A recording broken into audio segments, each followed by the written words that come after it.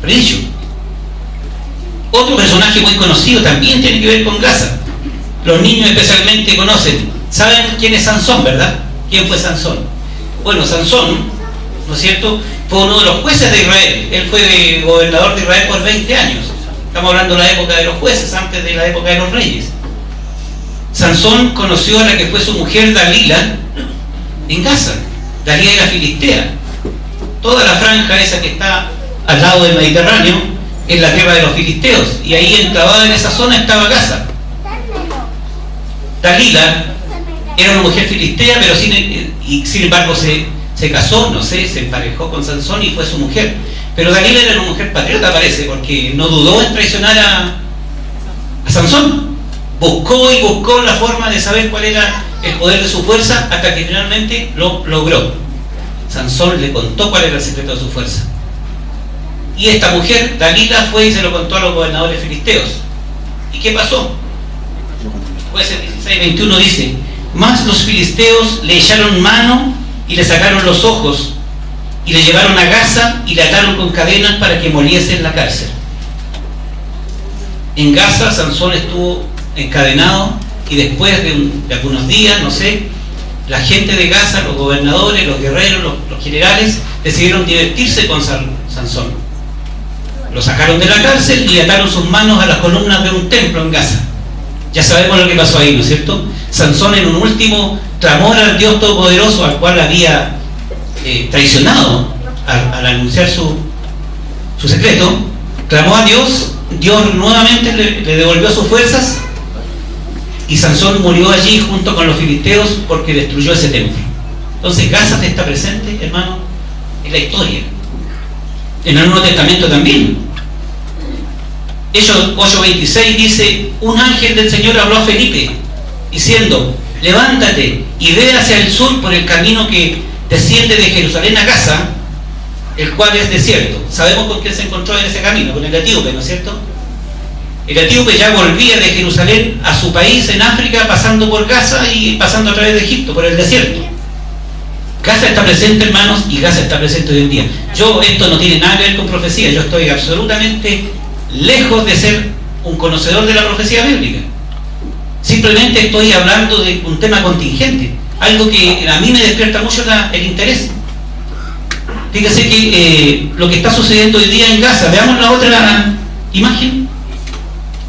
Fíjense,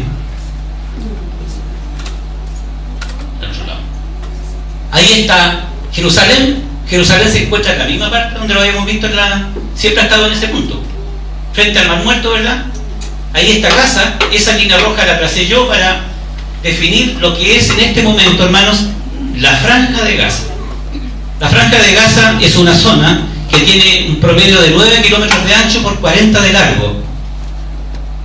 Esto que dice ahí Egipto, en realidad está mal puesto, porque eso también es de Israel. Después de la guerra de los 6 días del año 1967, esas tierras que eran de Egipto pasaron a ser tierras israelíes, y son de Israel en este momento.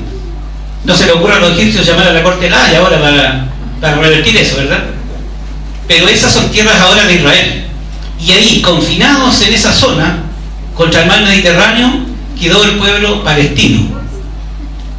El pueblo palestino ustedes no lo van a encontrar en la Biblia, ni en el Antiguo ni en el Nuevo Testamento. El término palestino apareció después de la guerra de los 6 días, el año 1967. En el fondo, ¿quiénes componen el pueblo palestino? Los descendientes de los cananeos y los descendientes de los filipenses.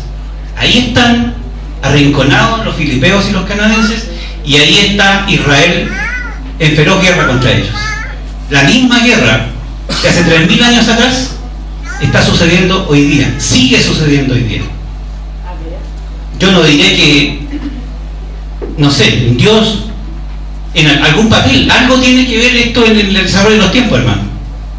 No soy yo quien para decir qué, pero sí, a mí me llama mucho la atención, y esto sirve también para nuestra comunión con Cristo, darnos cuenta de lo que está pasando. Fíjense que Gaza, si ustedes se fijan, se ve gris ahí, a diferencia de otras zonas. Eso que se ve gris son las edificaciones. Gaza es una de las ciudades que tiene, o un sector, diría yo, que tiene una de las mayores densidades poblacionales del mundo. la provincia vive 1,5 millones de personas más o menos ahí. Ahora, ¿por qué están en guerra? Ahí viven muchos hombres, mujeres y niños que son palestinos, pero ahí dentro están también el grupo Hamas, que es el que está en guerra contra Israel. Bueno, ahí vive 1,5 millones en esa superficie, que son 360 kilómetros cuadrados. Hay una densidad de 4.200 habitantes por kilómetro cuadrado. Están hacinados. Pensemos que Ñuble tiene una densidad más o menos de 50, 55 habitantes por kilómetro cuadrado. Vámonos a Santiago. Tiene una densidad de 450 habitantes por kilómetro cuadrado. Aquí tenemos más de 4.000. 10 veces. Ustedes saben lo que es Santiago, ¿verdad? César anduvo en Santiago y me dice: Santiago nunca más. Es una ciudad muy, hay que estar muy ser santiaguino para vivir en Santiago, en verdad. Bueno, eso es Gaza, hermano. A mí me resulta interesante comprobar que lo que sucedió hace tantos años está ocurriendo hoy en día. Ahí están los filisteos y los cananeos arrinconados, y ahí está Israel en feroz guerra. Son los signos de los tiempos. A mí me llamó mucho la atención eso, y quería compartirlo con ustedes. ¿Son bien? Andy, gracias. Son también, hermanos, estas cosas, la contingencia actual es la que nos permite seguir en comunión con Dios. Pues si el mundo está demasiado interesante como para despreciar a Dios, como para decir que la vida cristiana es una vida aburrida, es una vida de puras luchas y de puras pruebas. No, miremos lo que está pasando a nuestro alrededor y vamos a darnos cuenta de que los tiempos están acelerándose cada vez más. La vida cristiana no tiene por qué ser de luchas, hermano, porque Jesús, ¿qué dijo que nos iba a dar? Vida, y vida en abundancia. El Señor Jesús dijo que nos daría libertad, que nos haría libres, la libertad que encontramos en su palabra. Y si nos lleva el dolor, ¿no es cierto?, los pesares, los sufrimientos, Él dijo que iba a llevar nuestras cargas. ¿Qué más podemos pedir? Un Dios todopoderoso, que es nuestro guía, que es nuestro superior, que es nuestro líder, al cual nos da libertad, nos da vida, y además encima lleva nuestras preocupaciones. No nos quejemos tanto. Antes, como lo dice el apóstol Pablo, andemos gozosos. ¿Sí? El ser cristiano implica ser una persona contenta. La amargura no debe ser característica de la iglesia cristiana, del pueblo adventista. Sí, somos un poco egoístas, es verdad, pero bueno, somos humanos, estamos en ese camino, mejorar cada día más.